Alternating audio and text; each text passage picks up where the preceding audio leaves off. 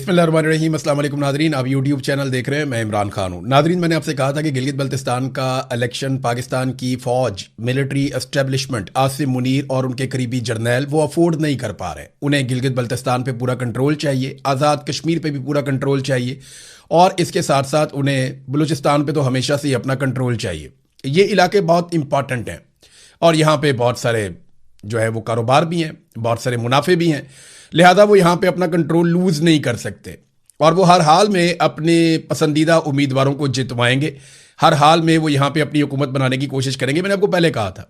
और अब पाकिस्तान तहरीक इंसाफ उनके कंट्रोल से बाहर हो रही है। बहुत सारे टाउट्स ये दावे कर रहे थे मकबूलियत बढ़ गई, ये हो गया, वो हो गया, इमरान खान के पास कुछ नहीं है, आसिम मुनीर बहुत आगे निकल गया मकबूलियत में, आसिम मुनीर की सियासी जमातें बहुत आगे निकल गई मकबूलियत में, ये दावे किए जा रहे थे। लेकिन हालात ये हो गए हैं कि वहां पे इस वक्त मिलिट्री एस्टेब्लिशमेंट की दौड़ें लगी हुई हैं और वो पाकिस्तान तहरीक इंसाफ को काबू करने में अभी तक नाकाम हो रहे हैं।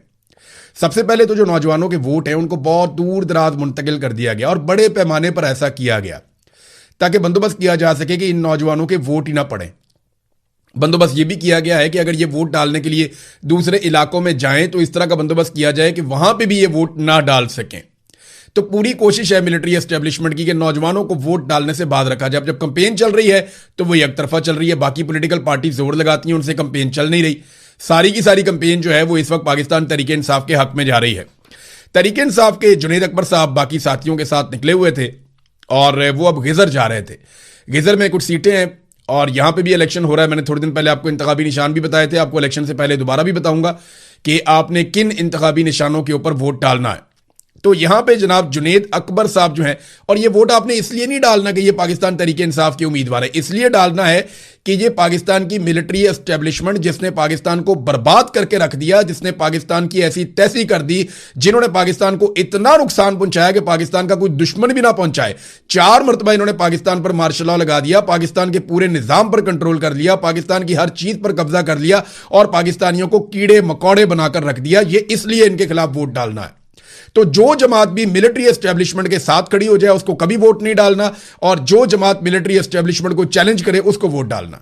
होना तो यही चाहिए। बहरहाल अब यहां पे जो है वो सूबाई सदर पाकिस्तान तहरीक इंसाफ जो खैबर पख्तूनख्वा के हैं जुनैद अकबर, उनके साथ अरकान कौमी असम्बली सलीमुर रहमान, सैयद महबूब शाह, डॉक्टर अमजद अली खान और MPA नईम खान, ये वो लोग हैं जिन्हें गिरफ्तार किया गया और फिर सूबा बदर किया जा रहा है। ये पाकिस्तान तहरीक इंसाफ की पोस्ट है। तमाम जमातों को खुल्लम खुल्ला इंतखाबी मुहिम चलाने का हक हासिल है, लेकिन पाकिस्तान तहरीक इंसाफ को रोका जा रहा है। वहां पे वो कभी कोई ड्रामा करते हैं, कभी कोई काम करते हैं। वो कैप्टन सफदर मरियम नवाज के शौहर, वो कभी जनाब फ्लाइंग कर रहे होते हैं, कभी बच्चों के पास जा रहे होते हैं, कभी हथौड़ा लेके वो पत्थर तोड़ रहा होता है, कभी कुछ कर रहा होता है। वो अपनी कंपेन चला रहा है, लोग आते ही नहीं है तो वो उसको चलने दे रहे हैं। बाकी पॉलिटिकल पार्टीज अपनी अपनी कंपेन चला रही हैं, पाकिस्तान तहरीक इंसाफ को कंपेन चलाने की इजाजत नहीं दी जा रही। जुनैद अकबर ने अपने अकाउंट से जो ट्वीट किया, उनके अकाउंट से आया कि आज सुबह गिलगित बल्तिस्तान इंतजामिया ने आकर एतराज किया कि आपके पास NOC नहीं है। ओ भाई, इलेक्शन में कौन सा NOC होता है? और अब एक बार फिर मुझे और मेरे साथियों को गैजर जाने से यह कहकर रोक दिया गया कि आपके पास इजाजतनामा नहीं है। क्या गिलगित बल्तिस्तान पाकिस्तान का हिस्सा नहीं है? एक पाकिस्तानी को अपने ही मुल्क में सफर करने के लिए NOC की जरूरत क्यों पड़ रही है? फस्ताई, हथकंडे और बौखलाहट, इनकी शिकस्त का वाज़े ऐलान है। अगर मैदान में मुकाबला करने की हिम्मत नहीं तो फिर इलेक्शन का यह ड्रामा क्यों रचाया जा रहा है?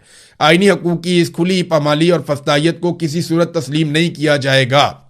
फिर कोई रिपोर्ट्स आई कि लोगों को गिरफ्तार कर लिया गया। सुहेल अफरीदी का एक पोस्ट आया इस बारे में।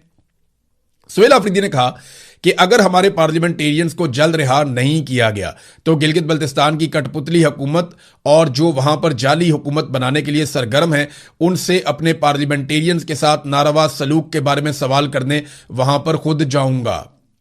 ये रवैये पाकिस्तान को नुकसान पहुंचा रहे हैं। ऐसे रवैयों से नफरतें बढ़ रही हैं। ऐसे इकदाम तकसीम पैदा करते हैं। जिनका काम अवामी मैंडेट की हिफाजत है वो हमेशा पाकिस्तानियों के मैंडेट पर डाका डालते हैं। इलेक्शन में लेवल प्लेइंग फील्ड ना देने और जोर जबरदस्ती, जुल्म और जबर से इमरान खान की पार्टी को माइनस करने से जमहूरी निजाम को तबाह किया जा रहा है। वजीर आला गिलगित बल्तिस्तान मेरी कॉल का जवाब नहीं दे रहे। यह रवैया गैर जमहूरी और गैर सियासी है। गिलगित बल्तिस्तान को हम नो गो एरिया नहीं बनने देंगे। गिलगित बल्तिस्तान गैरतमंद लोगों का है। वहां के लोग मेहमान नवाज हैं। वो अपने मेहमानों की इस बेइज्जती का बदला इलेक्शन में वोट के जरिए लेंगे इंशाअल्लाह। ये जनाब सुहेल अफरीदी साहब का ट्वीट है। हालात नाजरीन ये बन गए हैं, हमेशा डाका मारा गया। ये जो 2018 के इलेक्शन में कहते हैं ना इमरान खान के लिए धांधली हुई थी, जरा ये एक फैक्ट है, मैं आपके सामने रख देता हूं। और बार बार ये फैक्ट मैंने आपके सामने रखा, और अब तो ये बात फाफिन के सरबराह अब्दुल बारी साहब भी कर रहे हैं। फाफिन के सरबराह जो इलेक्शन के ऊपर पूरी तहकीकात करता है, और अब वो क्या बता रहे हैं जरा ये देखें। वो कहते हैं 2018 में इमरान खान साहब 118 नशिस्तें जीत रहे थे। जनरल बाजवा और जनरल फैज हमीद ने 30 के करीब सीटों का नतीजा रोका आरटीएस जब बिठाया गया, जिसको आरटीएस बिठाना कहा जाता है। इसके बाद जब आरटीएस बहाल हुआ, यानी इमरान खान 2018 में 118 नशिस्तें उनको मिली, जनरल बाजवा और जनरल फैज ने 30 के करीब सीटों का नतीजा रोका, जिसमें ख्वाजा आसिफ की भी एक सीट थी, और जिसको आरटीएस बिठाना कहा जाता है। और इसके बाद जब आरटीएस बहाल हुआ तो नतीजा आया तो पाकिस्तान तहरीक इंसाफ की 30 सीटें कम करके मुस्लिम लीग नून के 21 और जरदारी के 10 बढ़ाकर इमरान खान की क्लियर मेजॉरिटी को कम कर दिया गया। पैटर्न यह था कि किसी को क्लियर मेजॉरिटी नहीं मिलनी चाहिए। ये पाकिस्तान की फौज का तरीका वारदात है। इमरान खान जो ले रहा था, फौज जब मैं कहता हूं तो बेचारा बॉर्डर पे खड़ा हुआ फौजी दुखी हो जाता है, तुम्हारा कसूर नहीं है यार, तुम लोग तो भाइयों की तरह हो। ये कसूर है उन जर्नैलों का जो तुम लोगों के ऊपर भी और कौम के ऊपर भी मुसल्लत हुए हैं, जिन्होंने अपने मफाद के लिए मुल्क की मंजी ठोक दी है पकड़ के। ये वो जर्नैलों की मैं बात कर रहा हूं। तो उन्होंने हमेशा यही किया, और पैटर्न ये है जनाब के सादी अक्सरियत किसी को नहीं लेने देनी। इमरान खान साहब के पास थी सादी अक्सरियत 2018 में, तो उनको बैसाखियां देने के लिए उनकी सीटें आरटीएस बिठाकर छीन ली गई, और बाद में पीएमएलएन को कह दिया गया तुसी रोला पाई जाओ, विचो विचो खाई जाओ तो रोला पाई जाओ। क्योंकि नून लीग को इसमें से लगभग 20-21 सीटें मिली थी और जरदारी की 10 बढ़ा दी गई थी, तो इन्हें कहा गया रोला डाल के रखो। इस मरतबा फिर उन्हें इसी तरह जाली हुकूमत बना के दी गई।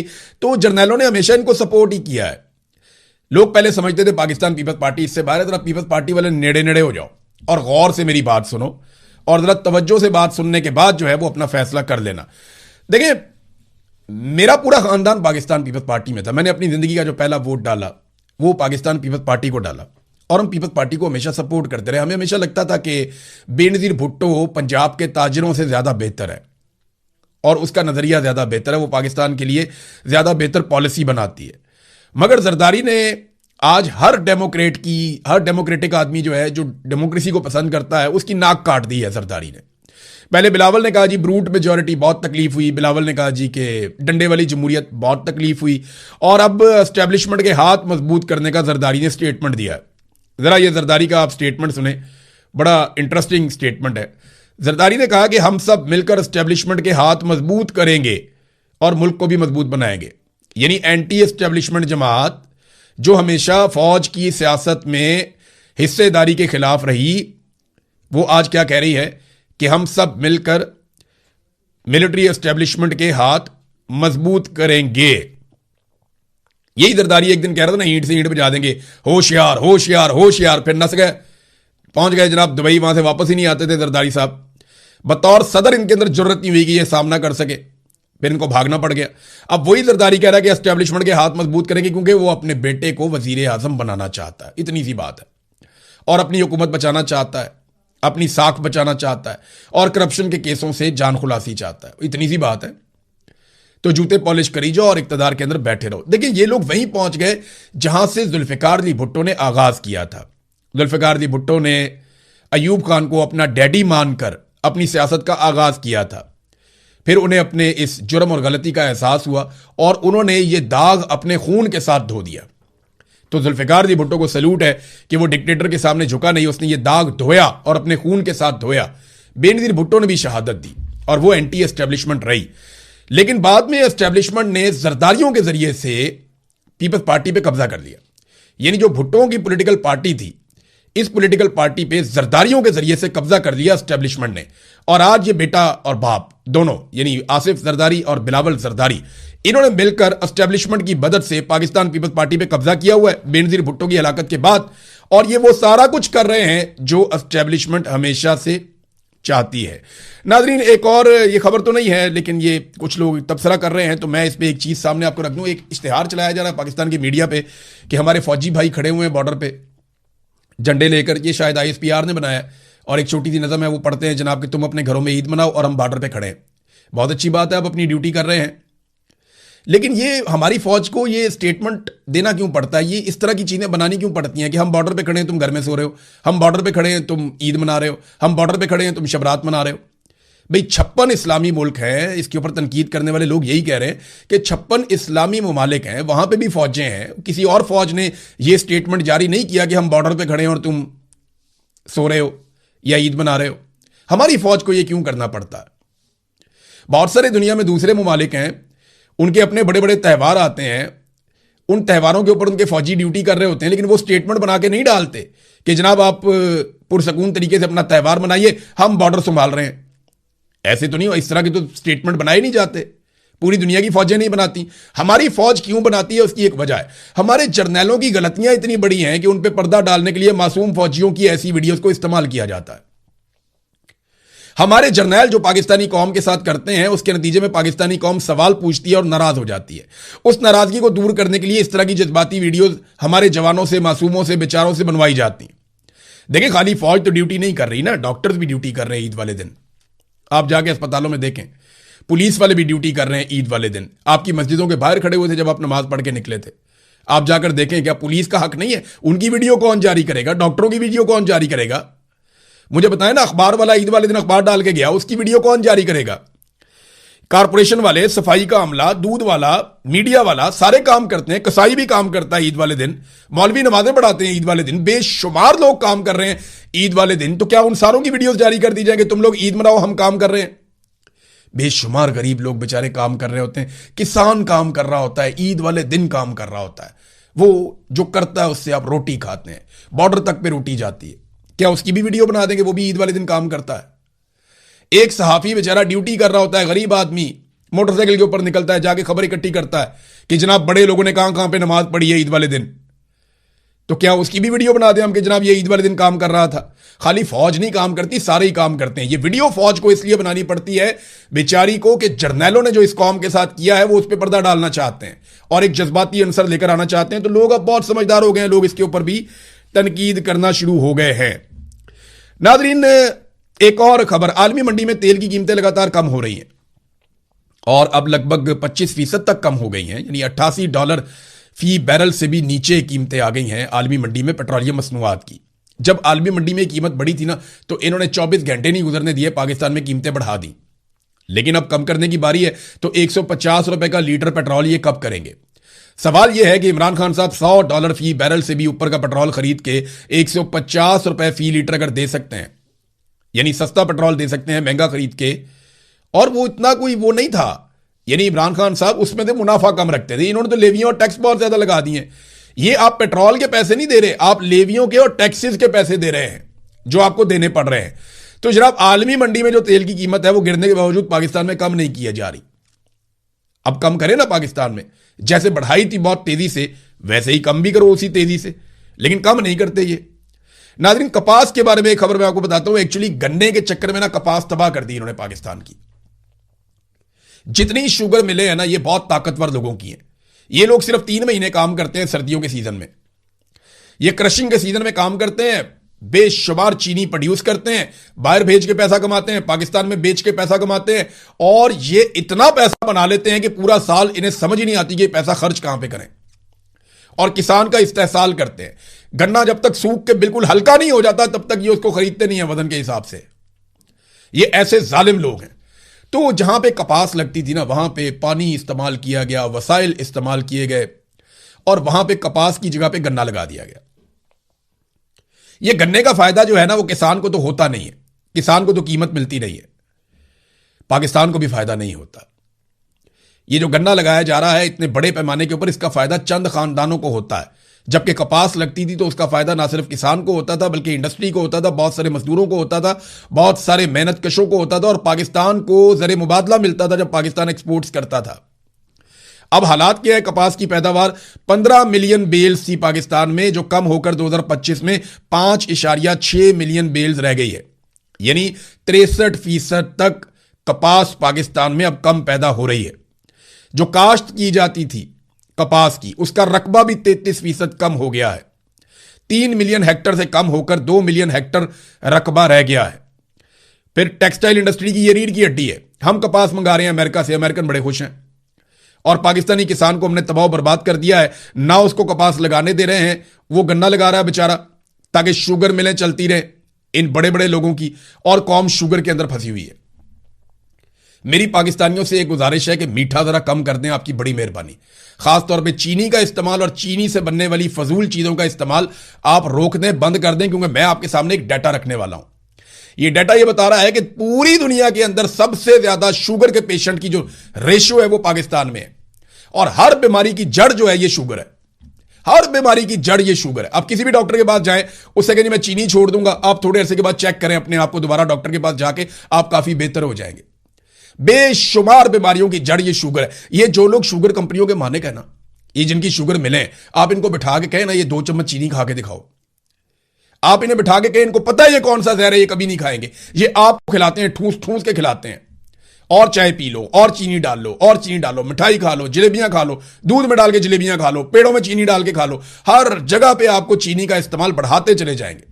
केक खा लो, ये खा लो, वो बोतलें पिलाते हैं, बोतलों के अंदर भी चीनी तुन के बड़ी होती है इन्होंने। ये शुगर खिला खिला के पूरी कौम को शुगर का पेशेंट बना दिया। हालात ये है कि पाकिस्तान दुनिया में पहला मुल्क बन गया, पहले नंबर पे, जहां पे शुगर के पेशेंट सबसे ज्यादा, लगभग 30.8% बताए जा रहे हैं, कोई 31% का डाटा भी है। आप देखें ना, इंडोनेशिया कितनी बड़ी आबादी है, 10% के करीब, बांग्लादेश 14.2%, तुर्की 14% के करीब, अमेरिका, चाइना, इंडोनेशिया 10% के करीब, भारत जो है 9.6% शुगर है वहां पे, ईरान में जो है वो भी 9% है। अपने ऊपर रहम करें, खुदा का वास्ता, सादा खुराक खाएं आप, आपका खर्चा भी कम हो, और ये चीनी का खर्चा बचाएं। बहुत मीठा खाने को दिल कर रहा है, गुड़ खा लें, खजूर खा लें, या आप कोई शक्कर खा लें, या कोई और मीठी चीज आप खा लें। ये जो मैन मेड मीठा है, ये मुझे एक डॉक्टर ने बताया था, MMM, मैन मेड मीठा। वो कहते हैं इससे बच लो, आपकी जिंदगी आसान हो जाएगी। मैन मेड मीठा MMM, इससे आपने बचना है। इससे आप बच गए, जो इंसान का अपना बनाया हुआ मीठा है, इससे आप बच गए, आप बेहतरीन जिंदगी गुजार देंगे। बच्चे जाते हैं, स्वीट्स खाते हैं, चॉकलेट्स खाते हैं, जेलीज खाते हैं, उनको नशा लग गया उनका। बोतल देख के बच्चों को हालत खराब होना शुरू हो जाती है कि हमने ये पीनी है। आइसक्रीम के अंदर मीठा, हर चीज के अंदर मीठा, इससे जान छुड़ा ले, आपकी सेहत भी ठीक रहेगी। और हमारे मौलवी कह देते हैं बड़े आराम से टिल्ले मुंह से हलवा खा के कि जनाब मीठा खाना सुन्नत है। और भाई और काम भी सुन्नत है, वॉक करना भी सुन्नत है, दौड़ना भी सुन्नत है, घुड़सवारी भी सुन्नत है, वर्जिश करना भी सुन्नत है, अपने आप को सेहतमंद और मजबूत रखना भी सुन्नत है।